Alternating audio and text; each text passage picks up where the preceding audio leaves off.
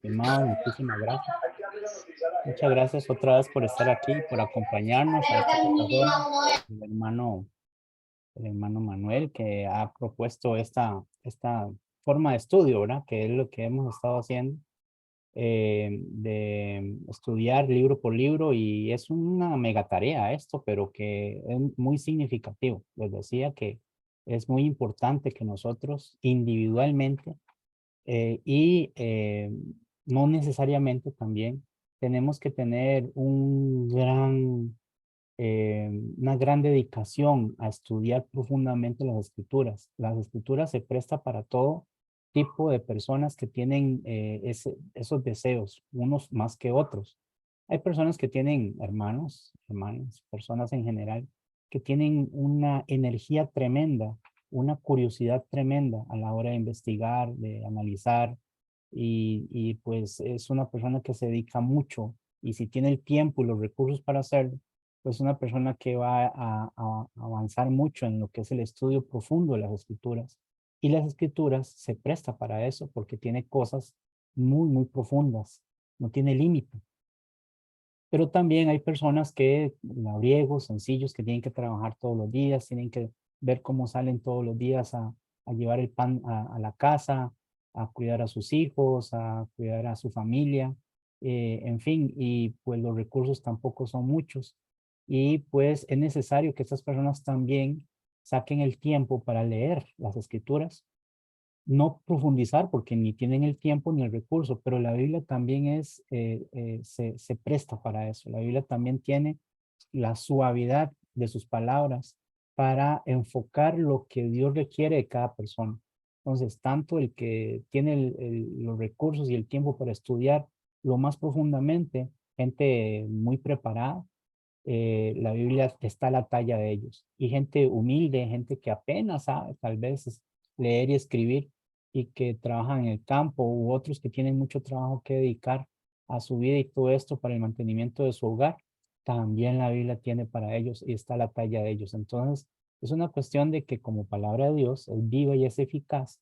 Ella siempre va a estar anuente a las necesidades de las personas dependiendo su situación. Así que es bueno leer bastante, estudiar muy, muy profundamente, es bastante bueno, pero también es bueno tan siquiera leerla. El hecho de que usted se diga, es que yo no tengo el tiempo, no tengo los recursos, así que no voy a poder estudiar como yo quisiera, llegar a ser un predicador, un maestro. Ay, qué lástima, pero entonces, y deja de leer la Biblia, entonces peor. El punto no es llegar a lo que usted no pueda llegar, sino es llegar a entender propiamente que la Biblia se escribió para mí, para usted, y que todo lo que hay en ella es necesario repasarlo. Entre más lo repasemos, vamos a ir comprendiendo mejor cómo es que Dios requiere que nosotros nos comportemos de forma espiritual, y que eso afecte también toda la forma física, ¿verdad? Es decir, todas las emociones y la energía que uno debe tener para cumplir con los dos mandamientos que son el requisito de la vida, ¿verdad? Amar a Dios sobre todas las cosas y a nuestro prójimo como a nosotros mismos. Entonces, todo esto se lo digo porque es necesario, entonces no debe de haber excusa el hecho de que se interponga el hecho de que no tenga el tiempo, los recursos. Tiempo siempre va a haber, media hora, 15 minutos, siempre va a haber 5 minutos de tiempo para sentarse y leer las escrituras. Pero ¿por dónde empiezo? Pero es que la Biblia es tan extensa, leer toda la Biblia y todo, bueno, ¿no? ¿En qué pacto vivimos nosotros? Son cosas muy básicas. En el pacto que vivimos nosotros es en el Nuevo Testamento, es el nuevo pacto. Entonces hay que enfocarse ahí. Cuando ya se haya creado un hábito y se haya creado el tiempo para poder hacerlo, entonces podemos extendernos al Antiguo Testamento. Pero por ahora yo debo interesarme en el pacto en el cual estoy. Ese trato que tengo yo con Dios es en el Nuevo Testamento. Así que nos centramos en eso. Por eso, esta manera de estudiar las escrituras que el hermano ha impulsado y ha motivado, yo estoy muy contento, y también los hermanos que han participado en esto acá, tanto los oyentes como los que exponen. están haciendo un gran trabajo y me siento bastante feliz de poder compartir eso con ustedes también. Hermano, no se limita solamente a que el grupo de acá lo oigamos, sino que también él lo sube a una página de YouTube para que pueda estar al alcance de todo aquel que lo requiera. Así que, qué bueno, me alegro mucho de esto. Y vamos a continuar entonces con el capítulo 8 porque hemos tenido que estarlo fraccionando porque hay mucha información ahí de la cual debemos aprovecharnos para ir entendiendo un poco las emociones, porque recuerden esto, en el caso del libro de Marcos, tienen que recordar que Marcos se enfoca mucho en las emociones de los eventos que pasaron. Mateo tiene un objetivo de informar, dar conocimiento, dar evidencia de cómo es que el caso de Jesús era un judío que descendía y tenía la realeza de David y que era hijo de Abraham, como tenía que probarse según la genealogía. Y aparte de cómo cumplía con todas las profecías. Todo esto tenía que ser Mateo, pero Marcos se enfoca mucho en las emociones, en las acciones. Él se enfoca mucho en los gestos, en la forma en que se expresan tanto los que participen ahí, tanto los enemigos, los amigos, el Jesús mismo, los discípulos, la gente alrededor, los testimonios. Todas estas cosas Marcos lo registra de una forma magistral, de una forma genial, con tal de que también nosotros tengamos y podamos visualizar por medio de esa escritura esas sensaciones que también pasaron. Así que tenemos que ver mucho en cuanto a lo que habíamos quedado ya en el versículo 12, pero antes de eso vamos a leer un poco porque es necesario que nos sintonicemos en lo que hemos estado hablando acá. Vamos a leer un poco entonces Marcos del capítulo 8 versículo 10 y vamos a ir hablando un poco de lo que ya habíamos hablado, ¿verdad? Pero entonces recuerden que el evento del capítulo 8 tiene que ver con la alimentación de 4,000 personas, sin contar a las mujeres y a los niños, y que en Mateo capítulo 16 creo que es, no recuerdo. El evento, Mateo lo registra y da un poco más de información en cuanto a esto. Dos eventos que hubieron, que fue alimentar a 5,000 y el otro evento que fue alimentar a los 4,000.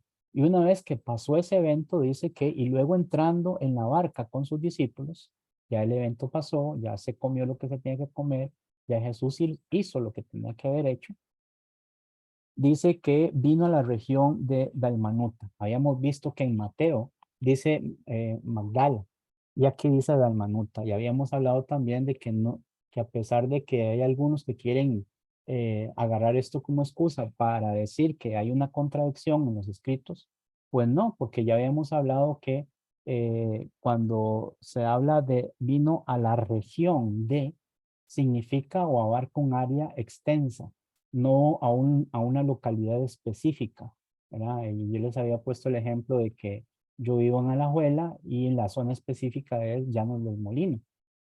Entonces, si dos personas están hablando y una persona de estas dice, es que Marvin está en Alajuela o se fue para Alajuela, lo dijo muy bien. Y si otra persona dice, es que Marvin se fue para Llanos de los Molinos, también lo dijo muy bien. No hay ninguna contradicción. Las dos regiones abarcan todo esto. Así que tanto Dalmanuta como la región de Magdala son regiones que abarcan esas zonas. Y después vamos a ver algún mapa ahí de referencia. Pero bueno, en la ciudad de Dalmanuta o el pueblo de Dalmanuta no hay mucha información acerca de eso. En realidad es casi nula la información. Y lo que sí sabemos, por ejemplo, que la región de Magdala eran regiones muy desérticas. Eran regiones que habían pocos habitantes ahí. Había mucho desierto ahí. Y Jesús va con un fin. Vean que en este momento estamos hablando en el versículo 10 que él se montó a la barca con sus discípulos. Tenía un fin de ir a una región que fuera desértica, que fuera, que estuviera sola, que no hubiera mucha población, la mínima posible. ¿Por qué? Bueno, lo vamos viendo más adelante. Y sigue diciendo entonces acá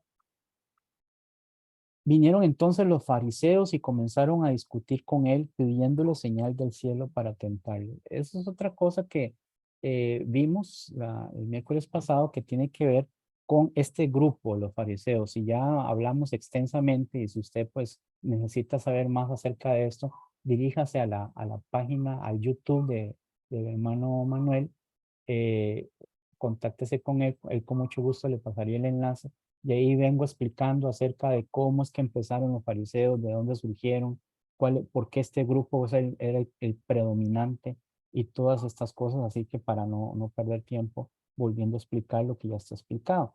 Y comenzaron a discutir con él. Esta palabra discutir es una palabra que no habla acerca de una conversación, acerca de un debate. Esta palabra discutir tiene que ver con una exigencia. Es decir, usted tiene que, en otras palabras, hacer lo que nosotros le exijamos. Y la exigencia que ellos tenían era que le estaba pidiendo al Señor señal del cielo.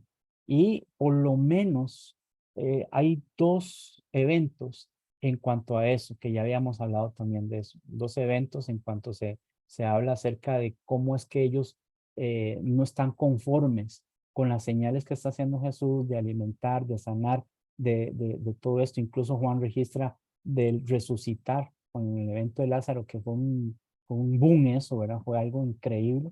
Ellos no estaban conformes con eso. Ellos querían, y al decir señal del cielo, ¿se refiere a qué? A una señal que sea evidente y que venga del cielo. ¿Cuáles son las señales que evidentemente ellos tenían en su mente ya como señal del cielo? Bueno, tenían las señales de Moisés, ¿verdad? Las señales de Sodoma y Gomorra son señales del cielo. Tenían señales de Josué, que dijo Sol, detente en Gabaón y todo esto, las señales del cielo. Las señales de Elías, ¿verdad? Cuando descendió fuego del cielo y consumió. Estas eran las señales y otro poco más de señales que ellos estaban exigiendo a Jesús que hiciera para que ellos tomaran en cuenta que era creíble lo que él estaba predicando, ¿verdad? Pero en realidad su, su, su intención no era nada buena porque dice para tentarle. Esta palabra tentarle es la misma que se usa cuando Satanás hizo también, probó a Jesús acerca de las cosas, hablando de las tres tentaciones en Mateo, ¿verdad? Y hablando de que allá en Hebreos también dice que Satanás lo tentaba en todo, tratando de que él cayera, pero él, pues obviamente Jesús no cayó. Esta intención de probar, de hacer probar a alguien, lleva una mala intención. No es una intención para más o menos conocer cómo la persona. Yo puedo poner a prueba a alguien muy cercano a mí, puedo poner a prueba a una persona que no sé cuáles son sus intenciones y por eso yo tengo que ponerlo a prueba. Las mujeres, cuando se enamoran de los hombres, lo ponen a prueba. Los hombres, cuando se enamoran de las mujeres, la ponen a prueba. Hay ciertos requisitos que se deben de usar para poder conocer cuáles son las intenciones. Los padres ponen a prueba a los hijos ponen a prueba a los padres. En fin, en los trabajos, en los estudios, todo tiene que llevar cierta prueba, poner a prueba algo para poder entonces estar seguro que la persona que se le está haciendo esa prueba, al pasarla, pues uno ya más o menos va conociendo las intenciones de la persona. Pero hay tentaciones que son malévolas, que son malas intenciones. Y yo lo estoy tentando poner a prueba. ¿Para qué? Para hacerle un mal a la persona. Entonces, esa es la que habla Santiago, el libro de Santiago, cuando dice allá en el capítulo 1, que cuando digamos que somos tentados, no digamos que somos tentados de parte de Dios, porque Dios no puede ser tentado ni él tienta a nadie. Pero ¿de qué está hablando? De poner a prueba. Dios puso a prueba a Abraham, Dios puso a prueba a un montón de personas, a Moisés, puso a prueba a un montón de personas registradas en el Antiguo y en el Nuevo Testamento, pero nunca con esa mala intención de provocarlos a pecar, a caer, a todas estas cosas. Nunca. Por eso es que Santiago dice que no debemos decir, esto es una prueba del Señor, una tentación del Señor, cuando esa tentación es clara que viene con una mala intención. Entonces, eso es lo que estaba pasando con ellos, ¿verdad? En ese momento. También dice aquí, ahora sí, vamos aquí, al versículo 12, cuando dice, y gimiendo en su espíritu dijo, estamos hablando de Jesús, y gimiendo en su espíritu dijo, ¿por qué pide señal esta generación? Mire qué pregunta. De cierto os digo que no se dará señal a esta generación. Esa es una pregunta importante porque Jesús la va a reiterar de nuevo. Pero una de las cosas que quiero que nos enfoquemos es que Marcos va a registrar cómo Jesús poco a poco va a subir su temperamento, va a subir su estado de ánimo a un estado de ánimo de como es Jesús, manso y humilde de corazón, pasivo, bondadoso, a, a que llegue un momento en que no soporta ya el hecho de que la gente sea tan ¿cuál es la palabra? ¿Cuál sería la palabra? Tan cerrada de corazón, tan obstinada. Ese es el punto. Y Jesús llega un momento en que ya le llenan el vaso, como decimos aquí, le llenan el vaso, pero Marco lo va a ir registrando poco a poco. El primer registro que vimos fue cuando dice acá, entonces, y gimiendo en su espíritu. Ok, vamos a partir de ahí, ¿verdad? Vamos a partir de ahí. Ahora vemos, encontramos aquí, dice, y gimiendo en su espíritu, ¿por qué pide señal esta generación? De cierto os digo que no se dará señal a esta generación. Eh, Están hablando Jesús y los fariseos. Mateo dice que estaban también los seduceos. Los saduceos, como habíamos hablado el miércoles pasado, tenían una mentalidad muy materialista y que estas personas habían generado oportunidades a otros de sacar una secta que se llamaba los herodianos. Los saduceos eran los que estaban muy cerca de los reyes, de la gente de política. Ellos eran los que aconsejaban, los que abogaban por ellos. Y de ahí sale una rama que se llama los herodianos. Pero esta mentalidad tanto de saduceos como de herodianos era una mentalidad totalmente materialista, ¿verdad? Pero Jesús se enfoca aquí, o Marcos, digo, perdón, enfoca aquí más bien a la petición de los fariseos, porque como hemos hablado, los fariseos no tenían esa mente tan materialista, sino que ya ellos también creían en cosas muy espirituales, que al principio eran muy buenos, pero se fueron corrompiendo, ¿verdad? Ahora, dice aquí una versión, la Biblia de Jerusalén, dice, dando un profundo gemido. Así es como dice la versión en Jerusalén. Y escuchemos donde dice, detalle advertido únicamente por Marcos. Esto es interesante. Jesús estaba chasqueado. Es una palabra para decir que estaba ya obstinado, ¿verdad? Que estaba ya, él estaba ya ya harto, es la palabra, harto de eso, ¿verdad? Dice que para percibir la verdad espiritual estaba Jesús chasqueado ante la lentitud, esa es la palabra, de ellos para percibir la verdad espiritual, que es el enfoque principal. Marco registra esta demostración audible de emoción de parte de Jesús al contemplar la dureza de corazón de estos fariseos, cosa que luego vamos a ver más adelante cómo le reclama también a sus discípulos. Entonces, ¿qué quiere decir esto? Lo que quiere decir es que Jesús ya estaba, se le estaba llenando el vaso de la ira porque él veía que para la astucia, para la maldad, para la envidia, para el engaño, para lo materialista, eran sumamente inteligentes y astutos. Jesús una vez se lo dijo. Vosotros veis, dice, las señales del cielo, hablando de señales del cielo, cuando dice hay nubes rojizas en la tarde, es que probablemente vaya a llover y todo eso. ¿Se acuerdan de esa parte, verdad? Que dice arraboles.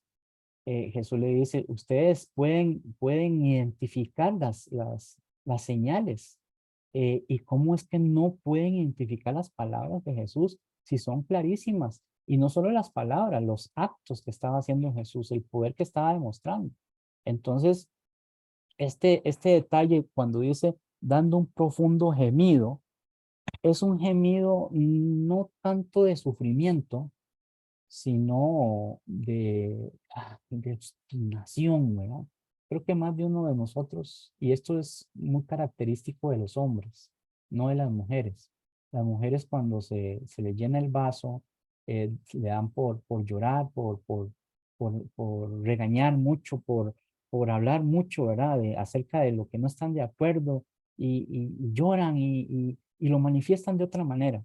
Eso que se están tratando de contener hasta que llega un punto en que ya no pueden. Y bueno, el hombre no es más de estar llorando, gritando y hablando, es más de gestos de ese tipo, de verdad. Ya, ¿cuándo empieza a hablar el hombre? Cuando ya se le pide, pero ¿por qué está así? ¿Qué está haciendo? ¿Qué le pasó? Entonces el hombre trata de explicar, pero es más y como los toros, ¿verdad? De sacar ese aire que tiene contenido adentro, porque no haya ni cómo explicar el colerón que se tiene, ¿verdad? Entonces es esa expresión, ¿verdad? Eso es lo que hizo Jesús, dando un profundo gemido de decepción al ver la lentitud de ellos para recibir la verdad espiritual. Y otra vez aquí, impresionante Marcos, se da el tiempo para registrarlo, cosa que no lo registra ninguno de los otros evangelistas, sino que Marcos sí se toma el tiempo para registrar esto y por eso lo hace extraordinario este libro, ¿verdad? Otra cosa interesante es que las señales tenían su propósito. ¿Cómo es que ellos le piden señales del cielo? ¿Para qué? Pasa lo de hoy en día también. Lo de hoy en día la gente dice, el Señor hizo un milagro en mi vida y en lugar de estudiar las escrituras, se habla mucho de testimonios, de cómo Dios le libró de esto, le pagó aquello, le hizo, lo sanó. Y eso la gente se lo come todos los días, les encanta estar oyendo cómo el Señor hizo milagros, entre comillas, de todo esto, ¿verdad? Voy a cerrar acá para que no estorbe ese tipo de testimonio, los testimonios, ¿verdad? En una secta es 2 horas de música, ¿verdad? 2 horas de bailongo, de música y 2 horas de testimonios. Y tal vez, si acaso, unos 15 minutos, una media hora de Biblia, ¿verdad? Eso es así, así es como trabajan ellos. Y eso pues, y obviamente no es lo correcto, no es así, no puede ser así. Las señales tenían su propósito legítimo. Eh, Novio eh, Gómez. parece que hay alguien que tiene un micrófono, ok. ¿Qué señales? Bueno, si quieren interrumpirme o decirme algo, ya saben, ¿verdad? Con toda confianza. ¿Para qué eran esas señales? Bueno, hay un pasaje muy específico que es la que ustedes ven, se tienen que acordar, claro que sí.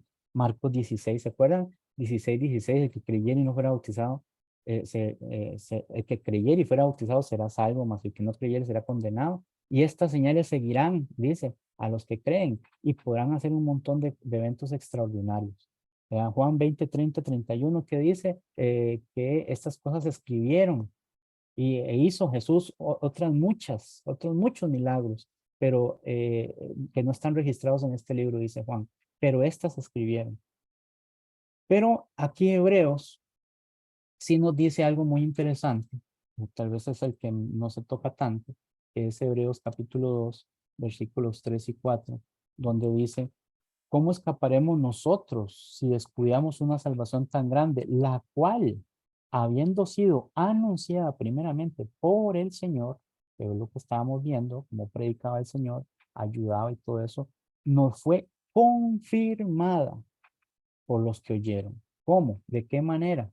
¿De qué manera fue confirmada? ¿De qué manera fue autentificada? Autentizada, ¿verdad? Bueno, dice, testificando Dios juntamente con ellos. ¿De qué manera? Con señales y prodigios y diversos milagros y repartimientos del Espíritu Santo según su voluntad. Ese era el propósito de las señales, de las cuales eran asombrosas, dadas por jamás se puede repetir una señal, un milagro de eso. Hay pastorcillos de juguete en las sectas que dicen que ellos hacen milagros que jamás, nunca, como dijo Jesús, que harían más, serían más grandes de los que él hizo. Ellos son los que hacen eso, ¿qué? Calzar una muela, eh, eh, hacer que una persona que tenía un brazo más largo que otra ahora la tenga pareja, curas internas que no hay dictámenes médicos ni nada que hay que creerles porque sí, se curó de cáncer, se curó de la tos, se curó de gente que era, tenía sobrepeso y ahora son, eso es mayor que lo que hizo Jesús, por favor, ¿verdad? Eso es mayor que lo que hicieron los apóstoles, por favor, eso es una burla. No, las señales que eran prodigios increíbles fueron hechas por Jesús y sus apóstoles con un único objetivo, testificar y sellar la palabra de Dios. Eso era su, su propósito. Y Jesús, y esto es muy interesante porque Jesús no iba a corromperlo y así rendirse a la tentación o prueba de ellos. Hay quienes no van a creer ni con su señal del cielo que demandan, ¿verdad? Por ejemplo, esta pregunta que es muy interesante. ¿Fue convertido Faraón? ¿Se arrepintió Faraón con todas las 10 plagas que se le vinieron encima? No, Faraón no. En ningún momento aceptó Faraón, por más que vio, por más que vio esas grandes señales. Faraón no se convirtió, no se arrepintió, murió sin arrepentirse, ¿verdad? Y claro que está, como dice acá en Lucas, capítulo 16, mire que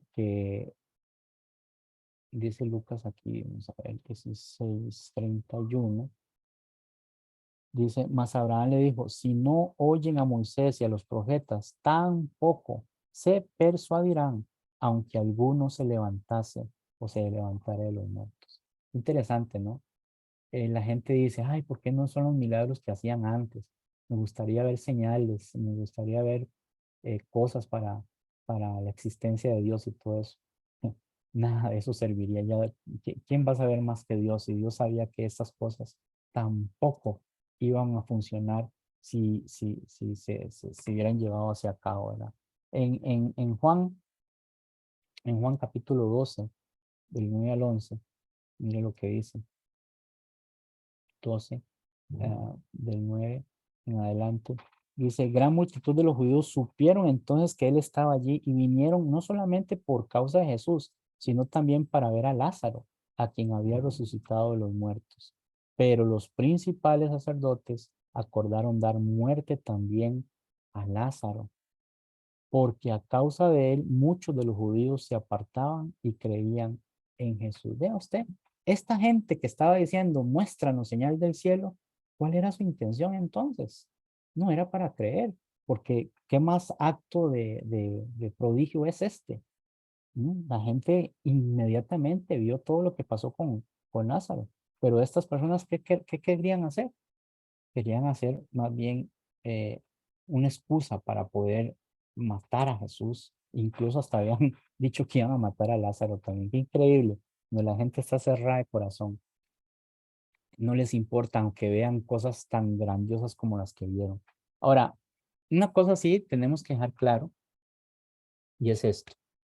Hermanos, en el caso de los fariseos, no era gente tonta, esta gente no era gente ignorante, no era gente cavernícola, era gente muy, muy, pero muy, y todavía me faltó muy, preparados en la ley de Moisés, en la Torá.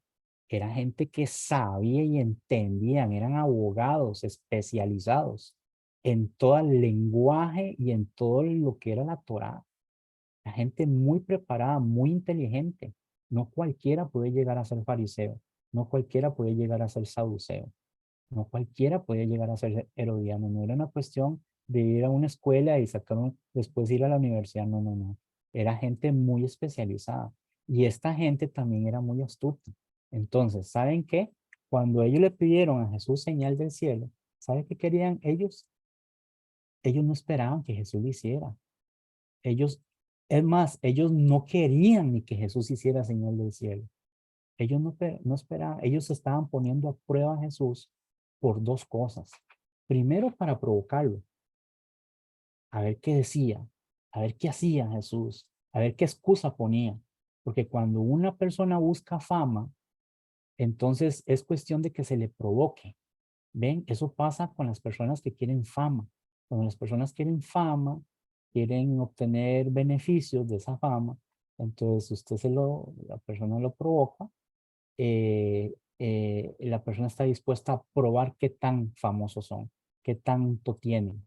Pero en el caso de Jesús, ¿qué clase de fama andaba buscando Jesús? Jesús no andaba buscando fama.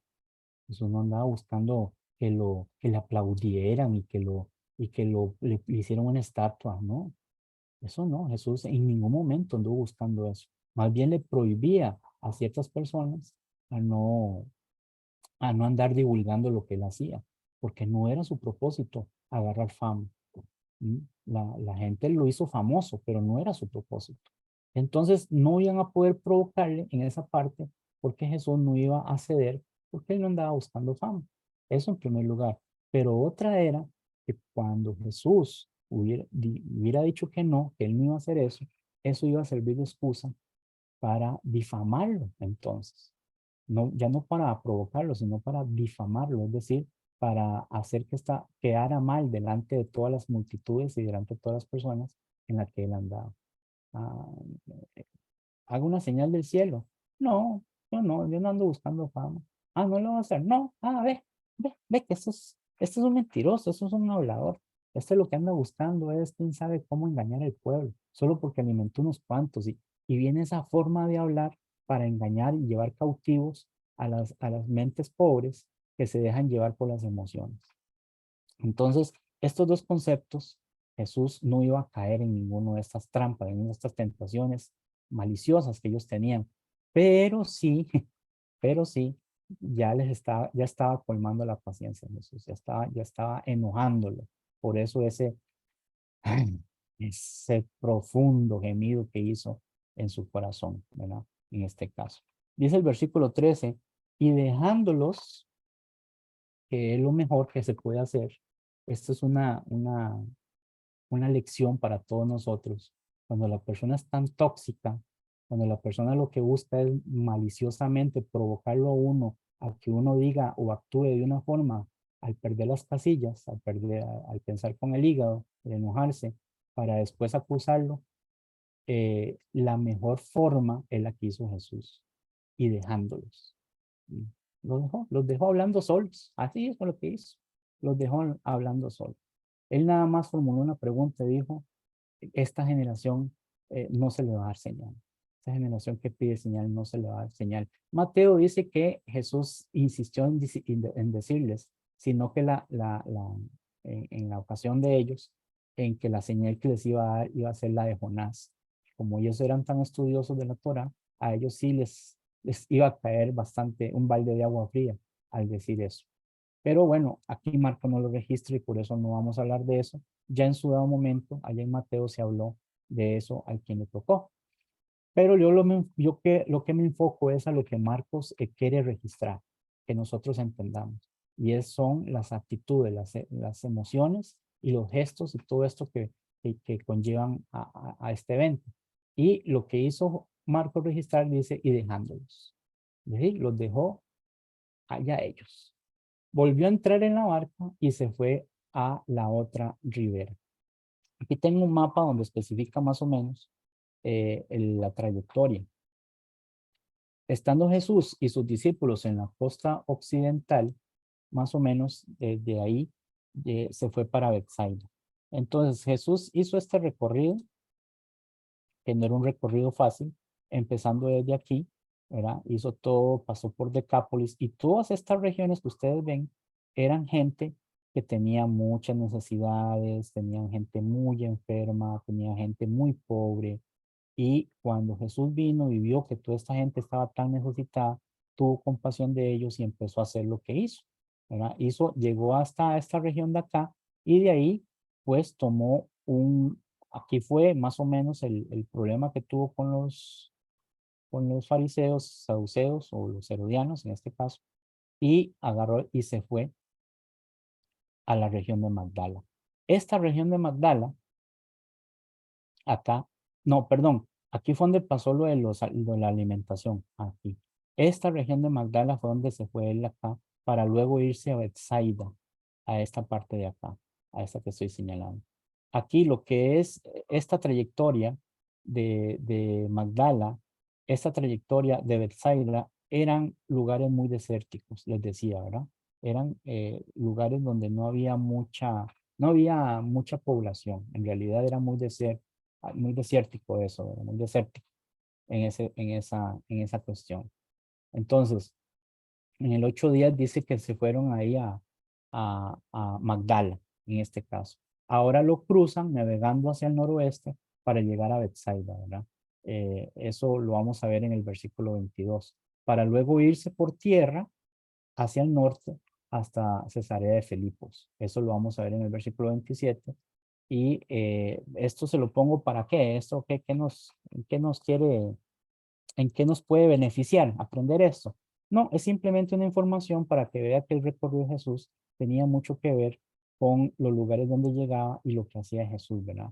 Y todo eso. Por eso es que en estas regiones de acá, eh, cuando dice acá el versículo 14, bueno, en el versículo 13 dice, y dejándolos volvió a entrar en la barca y se fue a la otra ribera, ¿verdad? Ahora aquí hablamos de llegar. Dice, habían olvidado de traer pan y no tenían sino un pan consigo en la barca.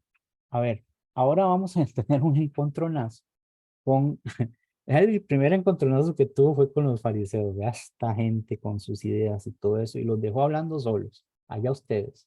Pero ahora Jesús, tras de que ya viene, ¿verdad? Con el vaso lleno, con esta gente tan dura de corazón, ahora tiene que enfrentarse a los discípulos. Vienen los discípulos de Jesús, estamos hablando de sus apóstoles, y dice el versículo 14, habían olvidado traer pan y no tenían sino un pan consigo en la barca.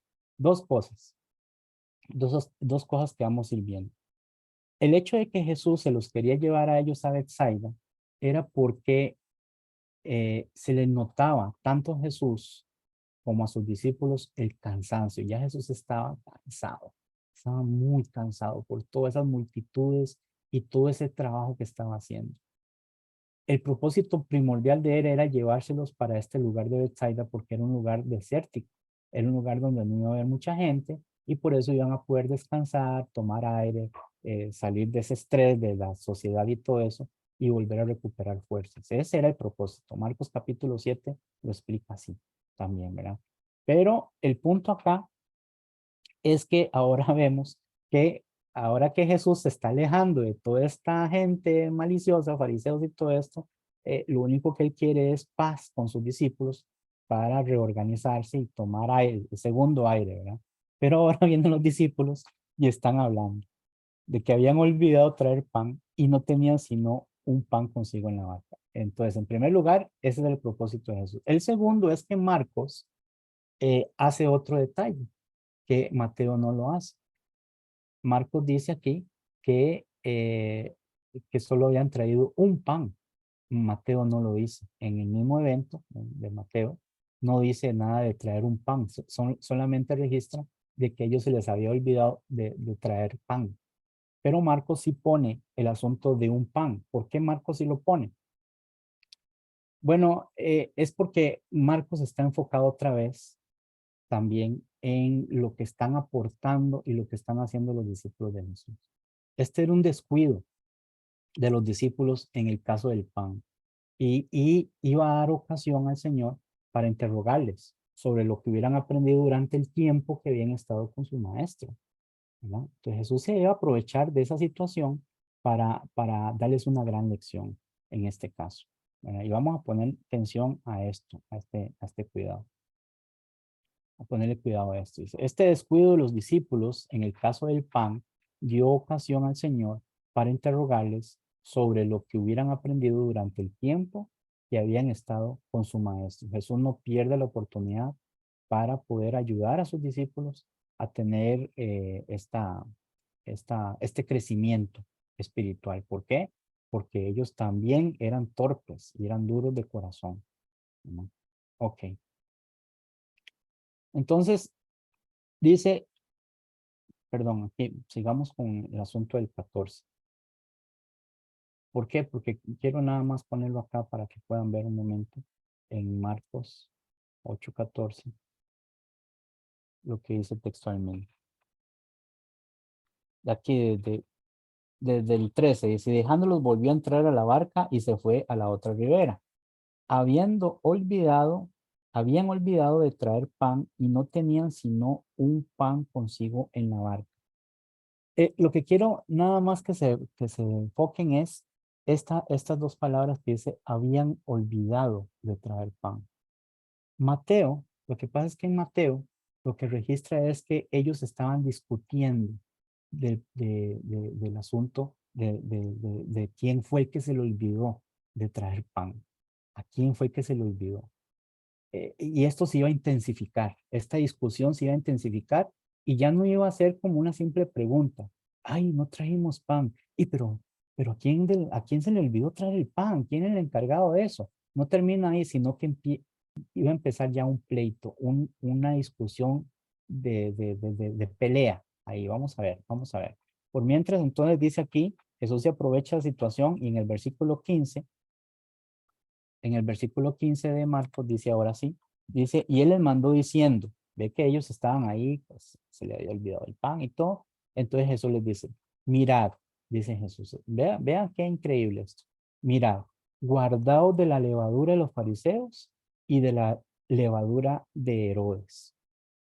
Ok, vamos a hacer un paréntesis aquí, porque antes de seguir hablando de este problema que tenía Jesús con sus discípulos o los discípulos con Jesús en este momento, aquí dice Herodes.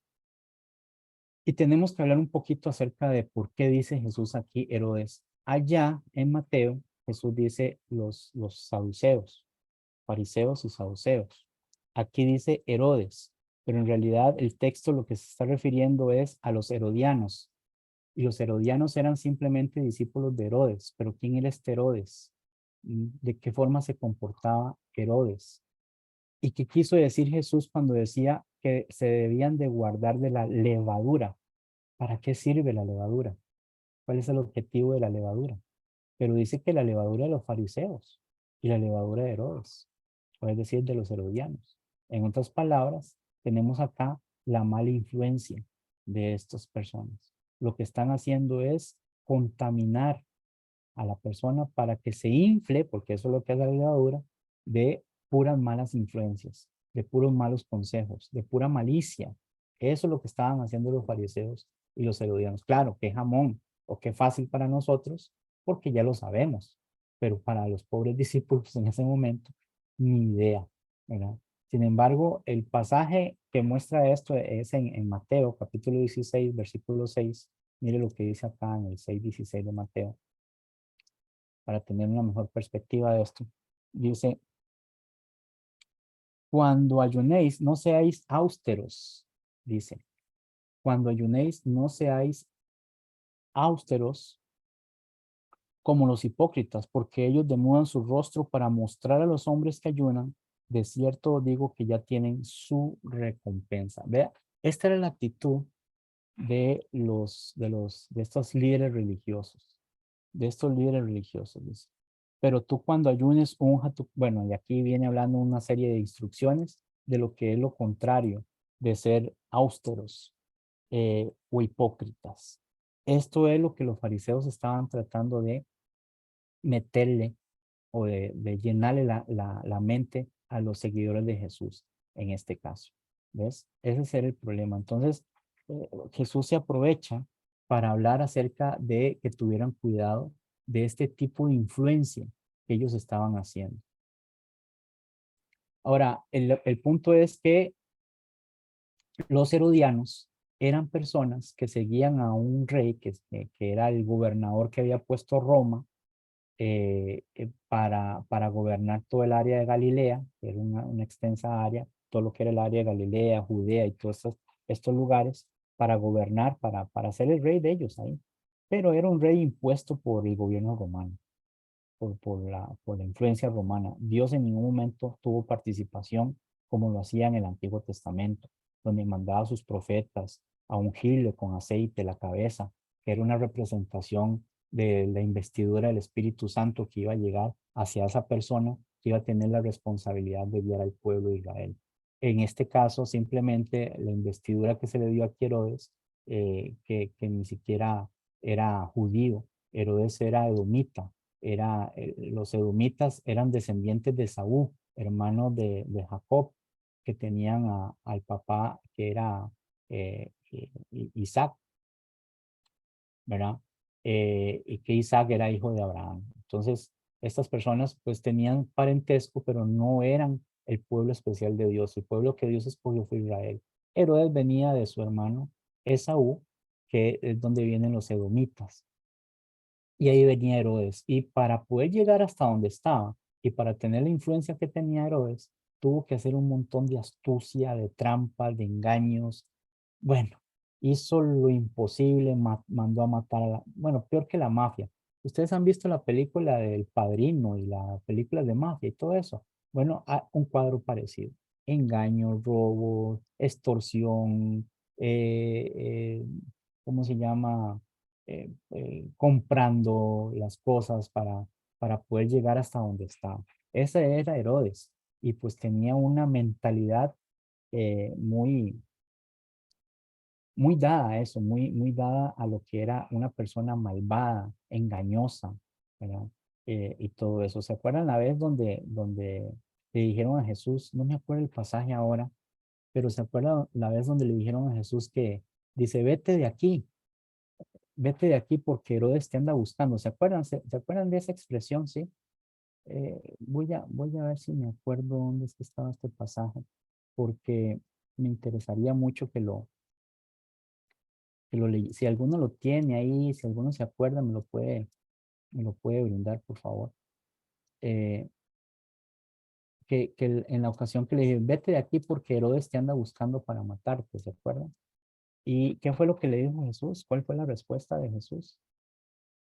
Dile a esa zorra, ¿verdad? Dice la versión 1960, pero en realidad no es una expresión de insulto como se usa hoy en día, sino lo que se está diciendo es, hablando de zorra o de zorro, está hablando de la astucia que tiene esa persona, ¿verdad? Déjenme un momentito para ver si lo encuentro. Él dijo, dile a esa zorra que aún en Lucas capítulo 13, versículo 32. Dice acá, vamos a leerlo, vamos a verlo. Lucas 13:32. Miren ustedes. Y les dijo, vamos a leer la anterior. Dice, aquel mismo día llegaron unos fariseos, oiga otra vez fariseos, diciéndole, sal y vete de aquí, porque Herodes te quiere matar. ¿Ves? Ese es el punto acá. Los fariseos están tratando. Bueno, es el hermano Alfredo, gracias. Lucas 13:32, correcto. No oí su mensaje hasta ahorita, pero gracias, sí, por el detalle. Pero miren lo que dice entonces, los fariseos dice, vete de aquí porque Herodes te quiere matar. Y la expresión de Jesús, ¿cuál fue? ¿O qué fue lo que dijo Jesús? Y le dijo, id, mandó a los fariseos, porque estos fariseos eran como los patios de Doña Monche que llamamos aquí, ¿verdad? Eran los chismosos que iban y traían y iban a ver cómo cazaban a Jesús, ¿verdad? Pero Jesús les dice, ustedes que andan, traen y llevan, vayan, id, dice, y decida aquella zorra, he aquí echo fuera demonios y hago curaciones y hoy y mañana, y al tercer día termino mi obra, hablando de su trabajo, su ministerio y cómo es que iba a morir y iba a resucitar, ¿verdad?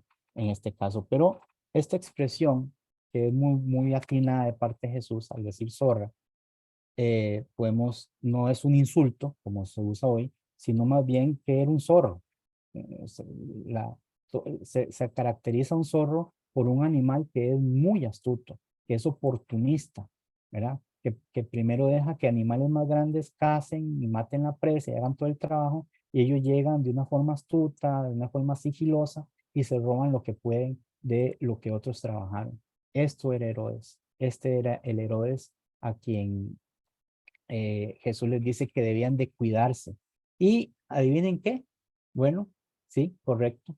Tenía seguidores Herodes, tenía gente que lo seguía, gente que lo admiraba, gente que estaba feliz con el asunto de ser discípulo de Herodes. Qué cosa, ¿no? Eh, todavía gente, discípulos de los fariseos, porque ellos eran muy estrictos de la ley, todavía. discípulos de los saduceos, porque ellos pues eran los que supervisaban a los escribas y les ayudaban en cuanto a todo lo que era el doctorado y la abogacía y todo esto, todavía. Pero hoy día, ¿qué se le pueden llamar discípulos de Herodes? ¿Cuáles serían los discípulos hoy en día? Los lambiscones, ¿no? Los, los, los que quieren aprovecharse del poder de una persona para ellos también sacar su tajada. Se convierten en sordos, igual que el que lo sigue, ¿verdad? En este caso. Muy bien. Entonces, para reafirmar, es que cuando Jesús les dijo a sus discípulos que se cuidaran de la levadura de los fariseos, es decir, la mala influencia de Herodes, especialmente su mundanalidad y carácter vacilante, ¿verdad? Y puse entonces Lucas 13:32, que es lo que me faltaba con respecto a esto, y Mateo 16:6, que habíamos leído, que hablaba acerca de que cuando ayunemos, es decir, cuando queramos hacer cosas para Dios, no tenemos ahí que andar anunciándolas para que nos den fama y nos den, nos traten, nos chineen y todo eso. No, eso no es cuestión de astucia, es cuestión de humildad, de una entrega humilde.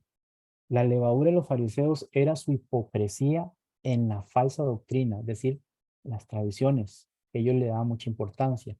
Y la de los saduceos, es decir, los herodianos en este caso también, y de Herodes era el liberalismo en la vida moral y política.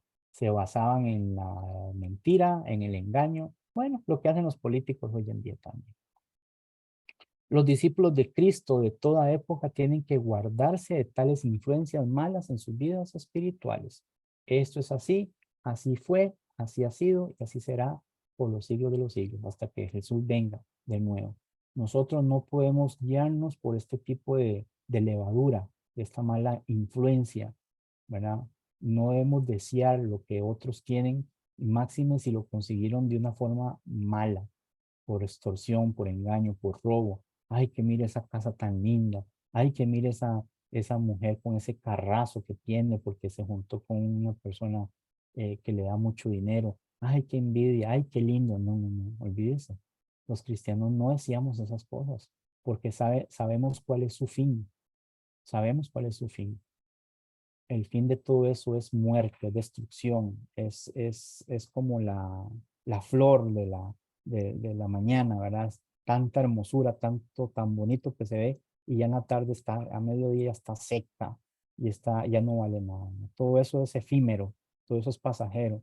Y la forma de conseguir las cosas así, de esa forma de astucia o astuto, pues no es nuestra. A nosotros no nos corresponde eso. Bueno, me ganó el tiempo, así que vamos a dejarlo aquí en el versículo 15. Para el otro viernes seguiríamos el 16, ya tal vez podamos terminarlo, pero vamos a dejarlo acá con esta enseñanza de Jesús antes de tomar en cuenta el asunto de los fariseos, el asunto de cómo es que Jesús mide a estas personas que en su corazón lo único que tienen es eh, pues como Jesús le dijo, sepulcro blanqueado, ¿verdad? Por fuera se ven gente importante, gente guiadora de un pueblo espiritual, pero por dentro están llenos de huesos muertos y de pudredumbre. Esta gente por todo lado, mis hermanos, hay, existen, por todo lado. Usted lo tiene a la par de su casa, lo tiene en el trabajo, lo tienen en la escuela, en el colegio, en todo lado existen este tipo de personas. ¿Y qué fue? ¿Qué es lo que hay que hacer con este tipo de personas? Hacer lo que hizo Jesús. Dejándolos, se volvió a montar en el barco y se fue con sus discípulos. Eso fue lo que hizo Jesús. Así nosotros tenemos entonces ese buen ejemplo para que con este tipo de gente que hoy día se les titula como gente tóxica, los dejemos hablando solo, nosotros nos vamos y seguimos nuestra vida siguiendo construyendo el arca que nos corresponde construir, saliendo de todo ese poblado Sodoma y Gomorra como nos corresponde salir y seguir hacia la tierra prometida, que es pues, el cielo, ¿verdad? Eso es lo que nos corresponde a nosotros y dejar esto así. Hay que dice Jesús, perdón, que dice la palabra de Dios, dice que como dice el dicho, echar la perla, ¿verdad? a los cerdos, o el perro que vuelve a su vómito, ¿verdad? O la cerda que se vuelve a enlodar después de ser lavada. Este tipo de gente hay que desecharla completamente, darle la espalda como lo hizo Jesús. Si Jesús lo hizo, nosotros también podemos hacerlo, porque son gente que procuran el mal para nosotros y nunca procuran el bien. Y ojo, que no son evidentes, porque son ovejas, son lobos vestidos de ovejas. Y para eso entonces debemos ser persistentes en leer las escrituras para poder distinguirlos, para poder saber quiénes son y quiénes no son a este tipo de personas. Sería todo entonces, mis hermanos. Que el Señor les bendiga mucho.